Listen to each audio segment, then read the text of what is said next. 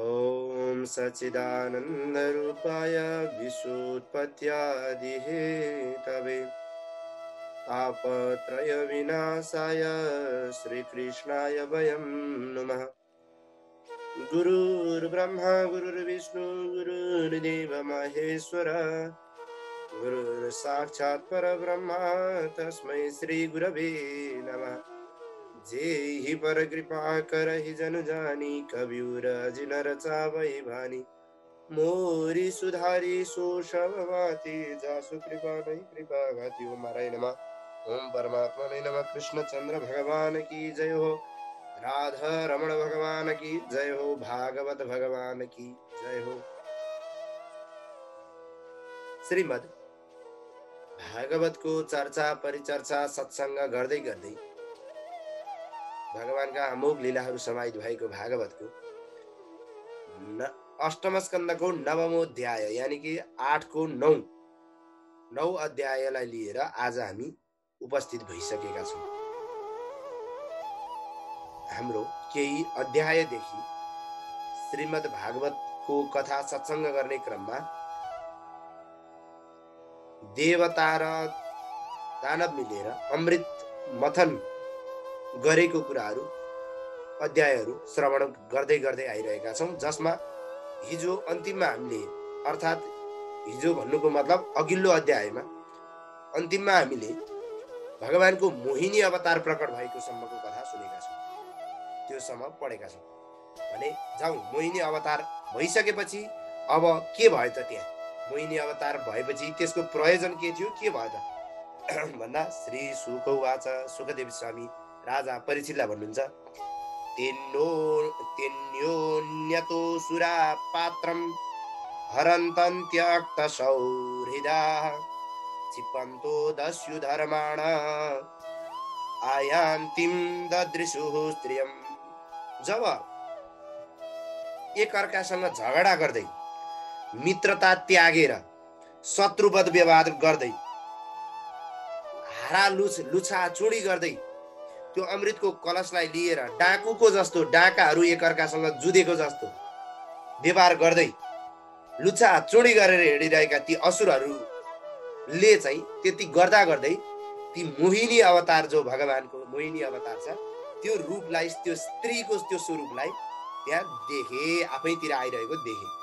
अनि भन्छन्, अहो रूपम अहो धाम अहो अस्या नवम वयः।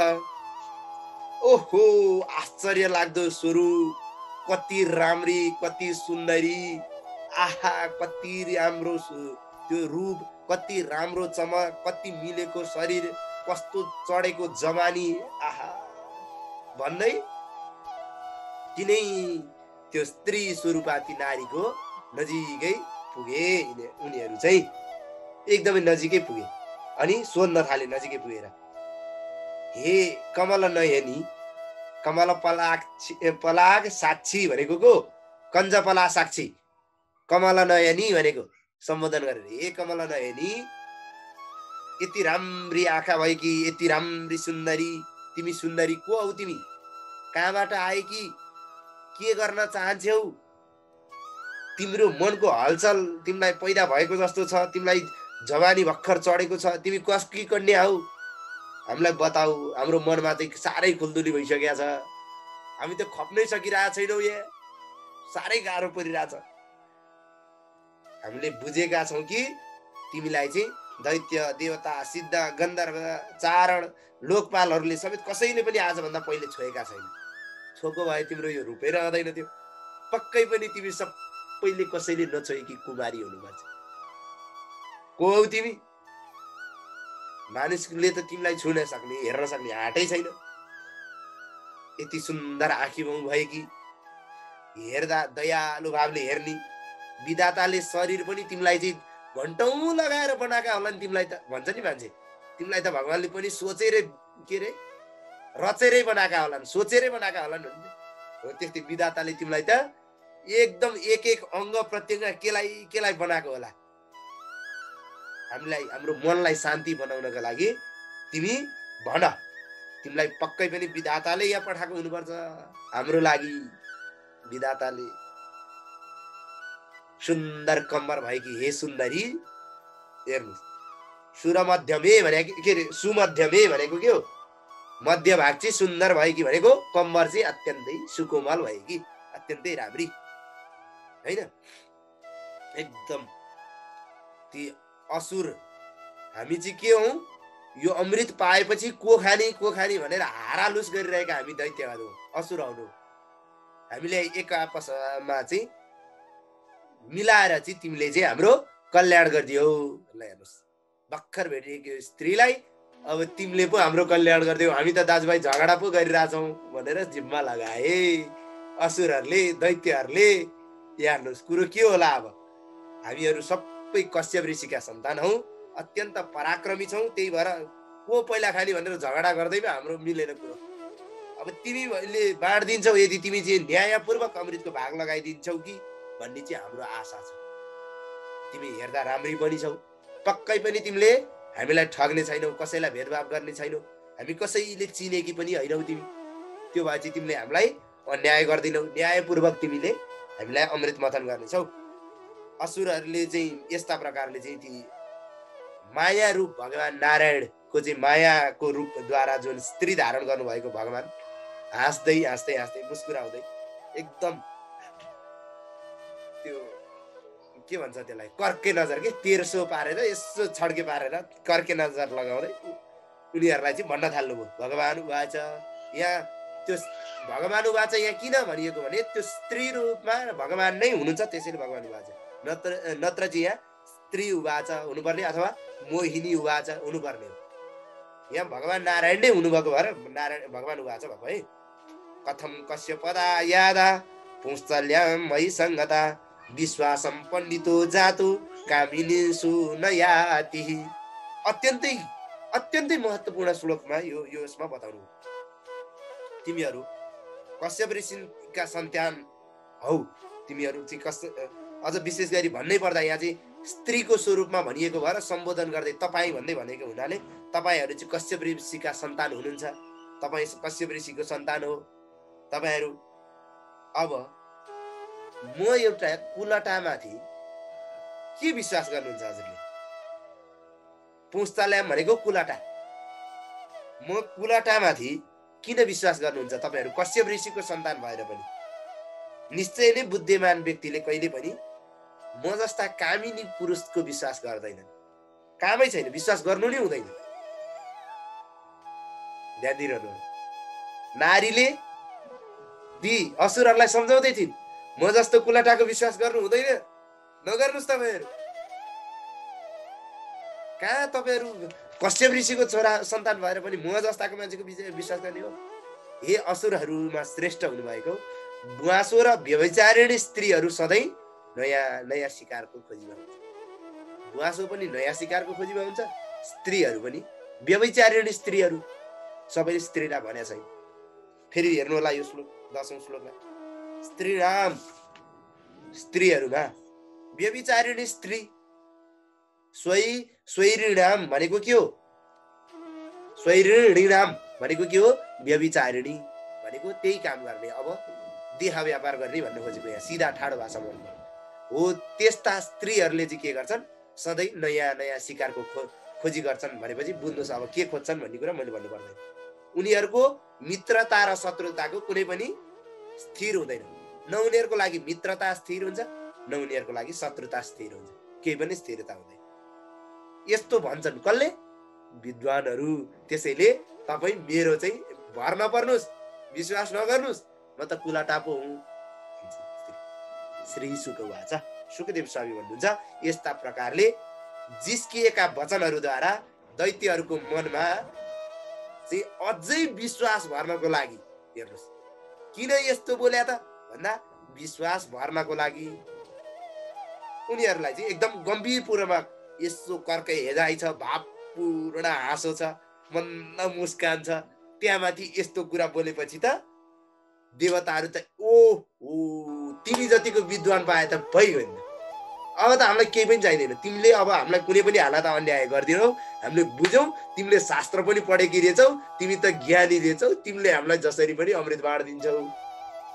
वेश्या भए पनि तिमीले आफूलाई वेश्या नभन्नु पर्ने, लुकाउँछन् मान्छे। तिमीले त हाम्रो अगाडि भन्यो भनेपछि तिमी होइनौ, तिमीले केही न केही हाम्रै कल्याणको लागि त्यो आएको छौ, हामी त अरू मान्दैनौ, यो अमृत जे गर्नु छ तिमी गर भनेर घडै जिम्मा लगाइदिए। अब सकिएन, लौ त बर्बाद। खोजेको त्यही थियो, भगवान नारायणले पनि खोज्नु भएको त्यही थियो, अमृतको घडा भयो।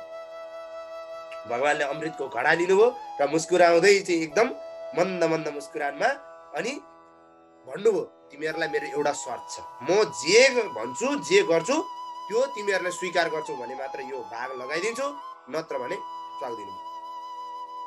मैले भने मान्छौ भन्न मान्छौ, मुन्टो हल्लाइहाल्ने, मैले भने मान्छौ मान्छौ, मैले भने गर्छौ गर्छौ, त्यसो भए भाग लगाउँछु, नत्र भने लाउँदिन। सबै दैत्यहरू त हुन्छ हुन्छ, तिमीले भनेपछि त जे पनि हुन्छ, हाम फाल्दै भने नि हाम फालिदिन्छु, मर्दै भने नि मरिदिन्छु, तिमी भन्छौ भने प्राणै त्यागिदिन्छु। दैत्यहरूको त्यो हालत भयो। मोहिनीको वास्तविक स्वरूपलाई उनीहरूले जानेकै थिएनन्, बुझेकै थिएनन्। ती असुरहरूले मोहिनीको त्यो भनाइ सुनिसकेपछि सबैले चाहिँ मोहिनी अवतार त्यो भगवान नारायणको शर्त स्वीकार गरे।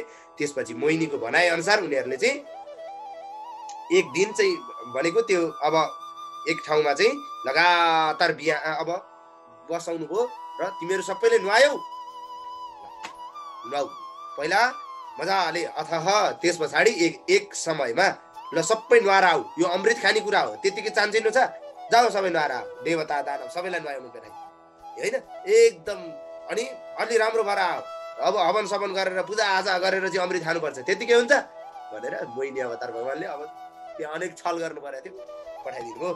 उनीहरूले चाहिँ गाई ब्राह्मणहरू सारा वस्त्र अन्न दान आदि ब्राह्मणहरूद्वारा पूजा स्वस्ति वाचन सारा काम गर, गर, नयाँ नयाँ वस्त्र लगा सारा। अब मोहिनी अवतारले नचाइरहने, अब अमृत बाँड्न लागेको छ, त्यो पनि फेरि भने मान्नु पनि पर्यो, अमृत खाने कुरो छ, शान्तिनु फर्या काचकुचु गरेर अमृत खाइन्छ, अमृत खानु त अलिक चाहियो यो केटा। ल पूर्वतिर फर्केर बस, कुसको ओछ्यान ओछ्याएर बस, कुस आसनमा बस। सारा दैत्यहरूलाई चाहिँ कुसको आसन पूर्वतिर फर्काएर राख्नुभयो। 14 र 15 श्लोकमा चाहिँ ती कुराहरू बताइयो। हे राजन, देवता र दानवहरू दुवैलाई पूर्वपट्टि फर्काएर राख्नुभयो। कसले? मोहिनी अवतार भगवान। बस देवताहरू तिमीहरू पनि। बसिसकेपछि दैत्यहरू कहाँ हुन्छ देवताहरूले सकेर, फेरि तिमीहरू भन्छौ भने म मार्दिनु, अघि नै शर्त लागेको छ, जे भने पनि मान्नु पर्यो। ल बस, चुप्प लाएर बस, तिमीहरूलाई म पहिला अमृत बाँड्छु अनि दैत्यलाई बाँडौला, के अरे देवतालाई बाँडौला, बरु पुग्यो भने तिमीहरूलाई पहिला बाँडिदिन्छु भन्ने चाहिँ खालको चाहिँ भाव प्रकट गर्नुभयो। एकदम सजी सजाउ भएर धुपधार गरेर सारा सभा चाहिँ वस्त्र सुशोभित अलङ्कार भएर बसेको बेलामा एकदम अब उनले चाहिँ आफ्नो कटाक्षपूर्व बाँडी बोली हेराई, अब त्यो उनको चाहिँ अङ्ग प्रत्यङ्गहरूको दर्शन, अब के हो आफै बुझ्नु, सबै त्यो सबै गराइन्। त्यहाँ सबै गराउँदै ती अब एकदम यौवनता छचल्किरहेको एकदम आँखाले हेर्दै हात्तीका सुँड जस्ता तिग्रा भएकी, अत्यन्तै सुन्दरी, सुनको पाउजु लगाएकी, झङ्कारले गर्दा चाहिँ शोभालाई नै अलङ्कृत बनाएकी, कलश लिएर चाहिँ छम छम कलश लिएर चाहिँ एकदम सुशोभित भएकी शरीरमा चाहिँ उनी प्रवेश गरिन्। कस्तो शरीर थियो भन्ने कुरामा हामीले हिजो पनि चर्चा परिचर्चा औपचारिक अनौपचारिक रूपमा पनि गरेका छौँ। त्यही स्वरूपमा उनी चाहिँ त्यहाँभित्र बसिन्, अमृतको घडा लिएर। सुनको कमण्डलुले युक्त भएको कान नाक गाला मुख भएकी, स्तनमा लगाइएको वस्त्रहरू चाहिँ एकदम तल झर्दै माथि हुँदै गरेकी, अत्यन्तै भनेको त्यो भाव त्यस्तै भएकी भन्नु खोजेको, देख्दै हेरौँ लाग्ने भएकी, स्वयं परदेवता भएर पनि परम देवता नारायण हुनुहुन्छ, भगवान हुनुहुन्छ, परमात्मा हुनुहुन्छ र पनि लक्ष्मीको चाहिँ साथी जस्तै देखिने स्वरूप लिएकी सुन्दरीको एकदम मुस्कुराइले चाहिँ देवता र दैत्य दुईटै मोहित भइदिए, एकैचोटि वात्तै मोहित भइदिए। त्यो के भन्ने, अब त्यो पुरै आकर्षित भइदिए देवता र दैत्य दुवै। अनि असुराणाम सुदादानम सर्पाणा मिव दुर्नयम मत्वा जाति निशंसानाम नताम व्यजन दच्युतः। के भन्छ, असुरहरू चाहिँ आफ्नो त्यो के भन्ने, अब जिनको स्वभाव भनौँ न, जातीयताको स्वभावले नै के छन्, उनीहरू क्रूर छन् होइन। अब यिनीहरूलाई अमृत बाँड्नु भनेको सर्पहरूलाई दुध खुवाउनु जस्तै हो। जति सर्पलाई माया गरेर दुध खुवाउनुहोस्, ओकल्ने बेला र डस्ने बेलामा विषै गर्छ, र भएन भने आफ्नै आफ्नै पाल्ने मान्छेलाई पनि दस्छ। सर्पलाई दुध खुवाउनु र यी दैत्यहरूलाई अमृत खुवाउनु एउटै हो भनेर अब के गर्नुभयो, दैत्य र दानवहरू सारालाई लाइन राखेको बेलामा पङ्क्तिमा चाहिँ लाइन राखेर दैत्यलाई एकतिर दानवलाई एकतिर बनाउनु भयो। फेरि अब एकै ठाउँमा राखेर गऱ्यो भने त यिनीहरूले बित्तास पारिहाल्छ। अब दैत्यहरूको लाइन र दानवहरूको लाइन छुट्याउनु भयो, पङ्क्ति छुट्याउनु भयो। के यहाँ 20औं श्लोकमा हेर्नुहोस् त, पङ्क्तिहरूमा बसाल्नु भयो। स्वेसु स्वेसु आफ्नो पङ्क्तिहरूमा भनेको छुट्टा छुट्टै पङ्क्तिमा बसाल्नु भयो। किन? भगवानले बुझ्नुभयो सर्पलाई दुध खुवाउनु र दैत्यहरूलाई चाहिँ अमृत खुवाउनु एउटै हो। त्यसैले अमृतको कलश लिए कि भन्नु पर्यो। अब यहाँ स्त्री स्वरूपमा हुनुहुन्छ, त्यसैले लिए कि स्त्री रूपधारी भगवान नारायण पनि हुनुहुन्छ स्वयं भगवान नारायण। अब नारायण भन्दा चाहिँ लिएका भन्नु पर्यो। फेरि कुरो बुझ्नुभयो कि भाषाको कुरो। अमृतको कलश लिएर एकदम कटाक्षपूर्ण हेराइबाट दैत्यहरूको नजिकै आएर चाहिँ भन्नु, एकदम मोहितपूर्ण भावमा चाहिँ एकदम के भन्छ बठ्याइपूर्ण बोलीले चाहिँ बोल्न थाल्नुभयो, तिमीहरू चिन्ता नगर, तिमीहरूलाई म पहिला माथिको अमृत जति सट्टै तिमीहरूलाई खुवाउँछु, अनि देवताहरूलाई पनि खुवाउँछु। तिमीहरू देवता र तिमीहरूलाई बाँडेको बेलामा तिमीहरू उ नगर्नु नि भनेर चाहिँ दैत्यहरूलाई सम्झाउनु भयो। हे राजा परीक्षित, यति हुँदै पनि एकदम प्रतिज्ञालाई पालना गरिरहेका असुरहरू चाहिँ मोहिनीमा आसक्त भएका कारण छन्। अनि स्त्रीको कुरालाई चाहिँ एकदम काट्न नसकेर हो तिमीले भनेपछि त जे भने नि हो भनेर चाहिँ स्वीकारेका छन्। त्यति बेलामा मोहिनी अवतार असाध्यै प्रेमले बोल्छिन्, फेरि लठक्कै बनाएर होइन, एकदमै मिठो बनाएर नसक्कै पारेर चाहिँ बोलिरहेको छ। कहाँ त्यस्तो गरौँला भनेर चाहिँ भन्ने टाइपको हाउभाउ कटाक्षद्वारा चाहिँ एकदम खुसी बनाए दैत्यहरूले। देवताहरूको स्वरूपमा चाहिँ अब अमृतमा बाँट्ने काम हुन सुरु गर्न थाल्यो। तर कता एउटा त्यो राहु भन्ने देवलाई चाहिँ स्वरूप भएको त्यो जुन अब असुरहरूको टिममा भएको त्यो राहुलाई चाहिँ होइन, यहाँ केही न केही गडबड छ, यी दैत्यहरूको पछि लाए भने मेरो उद्धार हुनेवाला छैन, म त जानु पर्यो भनेर काँड गरेर त्यो देवताको बिचमा गएर घुस्दिएछ। हेर्नुहोस्, अब देवतातिरबाट अमृत मार्दै आएकी छिन् मोहिनी अवतार।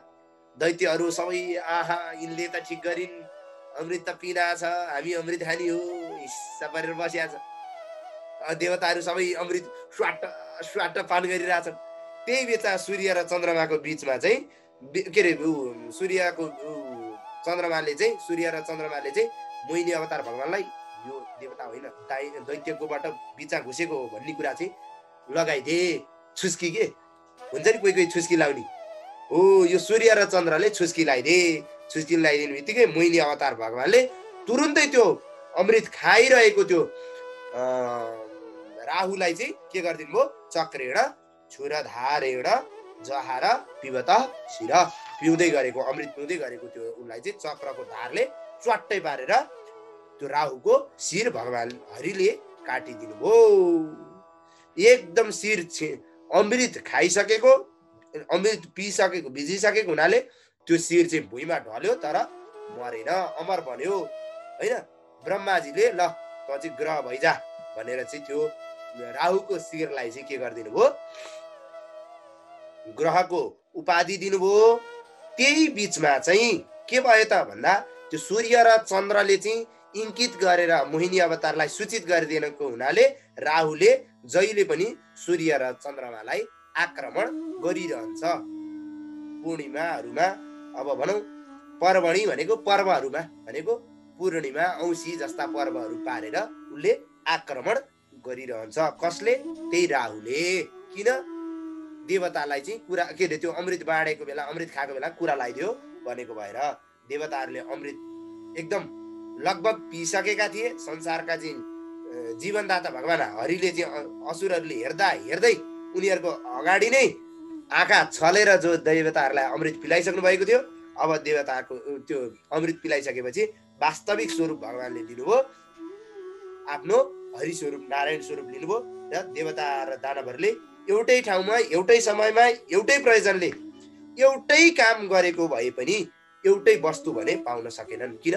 एकै विचारले कर्म गरेको भए पनि वास्तविक कर्मको फल चाहिँ के भयो? यहाँ भिन्न भिन्न भयो। यो कुरा अत्यन्तै महत्त्वपूर्ण छ, अत्यन्तै महत्त्वपूर्ण छ। यहाँ हेर्नुहोस् त, एवं एउटै के गरेको छ? श्रम एउटै ठाउँमा गरेको छ, देश एउटै ठाउँ हो, अनि काल समय पनि एउटै हो होइन? अनि हेतु कारण पनि एउटै हो, अनि अर्थ प्रयोजन पनि एउटै हो, अनि कर्म काम पनि एउटै हो, र मतय विचार पनि एउटै हो। सबै एउटै भएर पनि फलमा भेद हुन्छ, फल फरक पर्न सक्छ। अब एउटै गरेको छु म त एउटै हो भन्ने हिसाबले यहाँ काम हुँदैन भन्ने कुरा विचार गर्नु पर्यो। किन? देवताको स्वभाव र दैत्यको स्वभाव के थियो? फरक फरक थियो। अघि नै माथि उदाहरण दिइसकेको छ। यदि दैत्यहरूलाई अमृत पिलाइयो भने सर्पलाई दुध पिलाउनु जस्तै हुन्छ, काम छैन हैन? देवताहरूको ध्यान गर्ने हुनाले, देवताको भगवान परमात्माको चाहिँ ध्यान गर्ने हुनाले, देवताहरू परमात्माको चरणमा परेका हुनाले, परमात्माको चाहिँ आश्रित भएका हुनाले उनीहरूले अमृत पिउन पाए। भगवानसँग चाहिँ विमुख भएर भगवानसँग चाहिँ युद्ध गर्ने, भगवानसँग चाहिँ वैरभाव गर्ने, भगवानसँग चाहिँ टाढा हुने हुनेहरूले दैत्यहरूले के गरे? अमृत पाउन सकेनन्। दैत्यहरूले के पाए? मदिरा पाए, कर्महरूको फल, कर्म अनुसारको फल। अहिले कर्म राम्रो गरेर भएन, पहिला पनि आफ्नो स्वभाव गुण प्रकृति हेर्नु पर्यो। आफू के को आश्रयमा छ? देवताको आश्रय, परमात्माको आश्रय, परमात्माको सम्मुख हुनेहरूले चाहिँ अमृत पाए, परमात्माबाट विमुख हुनेहरूले चाहिँ आफ्नो परिश्रम नै भए पनि, एउटै काम गरे भए पनि फल अमृत पाउन सकेनन्। यो कुरा अत्यन्तै महत्त्वपूर्ण, अत्यन्तै शिक्षा दिनेवाला छ यो 28औं श्लोक। काम एउटै गरे, एउटै ठाउँ, एउटै समय, एउटै सारा कुरा एउटै हुँदा पनि फल एउटै पाउन सकेनन्। हेर्नुहोस् त, स्वभाव अनि भगवानसँगको वैरभाव, विमुख, भगवानसँगको टाढापन, भगवानको ध्यान भक्ति नगर्नाले त्यो उनीहरूले त्यो फल पाउन सकेनन्। देवताहरूले पाए। कर्महरूको, पदार्थहरूको अनेक स्वभावहरूको अनुसार चाहिँ मानिसले चाहिँ प्राण, धन, मन, वचन, कर्मद्वारा चाहिँ आफ्नो शरीर, आफ्नो पुत्र, आफ्नो सम्पत्तिको लागि अनेक कर्म गर्छ, व्यर्थको कर्म गर्छ हैन? व्यर्थैको कर्म गर्छ हैन? तर पनि भगवान सर्वव्यापक हुने भगवानको चाहिँ, भगवानले जुन उद्देश्यको लागि मान्छे बनाएर पठाउनु भयो, त्यो उद्देश्य पूरा गर्न उ चाहँदैन, सक्दैन। तर उसले सम्पूर्ण गरेका कर्महरूको फल भने ईश्वरको हातमा छ। सबै कर्महरू चाहिँ फेरि ईश्वरमै समर्पित हुन्छ। यदि ईश्वरमै समर्पित गरिन्छ भने त्यसले मात्रै फलदाय हुन्छ, त्यसले मात्रै काम गर्दो हुन्छ, त्यो मात्रै फलदायी हुन्छ। ईश्वरमा समर्पित गरेको कर्म मात्रै फलदायी हुन्छ। जति पनि गरिएको पदार्थहरू यदि ईश्वरमा समर्पित गरिँदैन भने त्यो के हुँदैन? फलदायी हुँदैन। जब ईश्वरमा समर्पित गरिन्छ त्यो कर्म चाहिँ कस्तो हुन्छ भने रुखको फेदमा हालेको पानी जस्तो हुन्छ। जसरी रुखको फेदमा हालेको पानीहरू सर्वत्र, सर्वस्य भनेको के हो? यहाँ मूल सेचनम, रुखको फेदमा हालिएको सेचनम पानीले तत्, त्यो पानी सर्वस्य, सबै पात फल हाँगाहरूमा सर्वत्र व्यापक भएर जान्छ कि जाँदैन? त्यसै गरी ईश्वरमा समर्पित गरिएको सारा कर्म पनि सबै देवी देवताहरूलाई भाग लागेर पुर्छ। यो शिक्षा दिने अत्यन्तै महत्त्वपूर्ण रहेको यो शिक्षामा अब यो अमृत मथनको शिक्षा के हो त? हामीले थाती राख्दै आएका छौँ कति कुराहरू हो। यो अमृत मथन भनेको आत्मको मथन हो, आत्मचिन्तन हो, आत्माभित्रको विचार मथन गर्ने हो। केले मथन गर्ने भन्दा बुद्धि रूपले मथन गर्ने। संकल्प विकल्पात्मक मन, संकल्प र विकल्प दुईटा मदानी लिनी, मजाले घोट्ने, एकदमै मथन गर्ने हो। विचारको, आत्मचिन्तनको मथन गर्ने, यो सिकाउन खोजेको अमृत मथन। अमृत मथन गरे, अमृत खाए, अनि देवताले के पाए, कसले के पाए त्यो भने होइन। यसको शिक्षा के हो भने आत्मचिन्तन गर, आत्माको मथन गर, ज्ञानको मथन गर, बुद्धिको मथन गर, त्यो भनेर सिकाएको शिक्षा हैन। अनि यो मथन गर्ने क्रममा कहिले दायाँ कहिले बायाँ बढी हुन्छ भनेको के हो? बुद्धि कहिले दाहिने कहिले देब्रे बढी हुन्छ कि हुँदैन? कहिले सकारात्मक सोच बढी हुन्छ, कहिले नकारात्मक सोच हुन्छ। दायाँ बायाँ दायाँ बायाँ दायाँ बायाँ हुन्छ कि हुँदैन? विचार गर्नुहोस्। बुद्धि दुई प्रकारले चाहिँ अगाडि बढ्छ कि बढ्दैन? दायाँ र बायाँ हो। अनि मन्दराचल पर्वत भनेको जुन छ त्यो चाहिँ के छ? मनको प्रतीक छ, मन। अनि यो चाहिँ घुमिरहन्छ, कता कता कता कता घुमिरहन्छ यो हो। त्यो मन्दराचल पर्वतभित्र अन्तर्मुख हुनुलाई चाहिँ मन्दराचल पर्वतभित्र रहनु भनेर बताइएको। अनि मनको चाहिँ अन्तर्मुख र बहिर्मुख गरेर दुई प्रकारका मुखहरू हुन्छन् हैन। मन्दराचल पर्वतलाई दैत्यहरू आफूतिर तान्छन्, देवताहरू आफूतिर तान्छन्।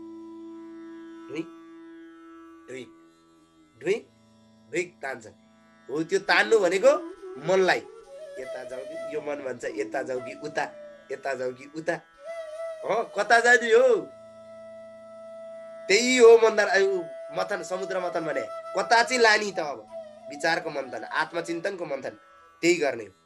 त्यहाँ चाहिँ एकदमै त्यो समुद्रमा चाहिँ ठुला ठुला माछाहरू आए, गोहीहरू अस्त व्यस्त भए, डराए, भागे, आएको थियो कि थिएन? त्यो भनेको के हो त भन्दा मनभित्र आउँछ नि त विचार। त्यो पनि ठिक हो, त्यो पनि आथ्यो डरायो भागो, त्यो पनि ठिक हो, त्यो पनि आथ्यो डरायो भागो। अनेक विचारहरू आउँछन् कि आउँदैनन् मनभित्र? अनेक तरङ्गहरू आउँछन् कि आउँदैन? हो, त्यो तरङ्ग हो। त्यो सबै आएका जीव जन्तुहरू। अनि आत्माको वेग अब मथन गरिरहेछ, मनले त सारा मथन गरिरहेछ नि त, मथानी हल्लिरहेछ, त्यो मन्दराचल पर्वत हल्लिरहेछ। त्यो वेगले गर्दा के हुन्छ? डर लाग्छ अनि भागिहाल्छ। कुनै पनि विचार स्थिर भएर टिकिरहन्छ त शान्तिनु विचार? अलि दीर्घजीवी विचार भयो भने अलिअलि हो, नत्र त भागिहाल्छ हो। त्यस्तै हो। र यो सत र असत बीचको मथन पनि हो। यो समुद्र मथन भनेको सत र असत बीचको मथन। हामी सत सोच्छौँ, असत सोच्छौँ। संकल्प विकल्पात्मक मनले के भन्छ? संकल्प र विकल्प दुइटै गर्छ हो। यो सत र असत बीचको चाहिँ मथन पनि यो हो। खिचातानी यहाँ चलिरहन्छ। दैत्यहरू आफै तानेका छन् टुप्पापट्टि, के अरे मुखपट्टिबाट। देवताहरू आफूतिर तानिरहेछन् हो। सत असत विचारले चाहिँ आफूतिर तानिरहेको छ। कसलाई? मन्दराचल पर्वत रूपी मनलाई, बुद्धिलाई, आत्मालाई तानिरहेको छ।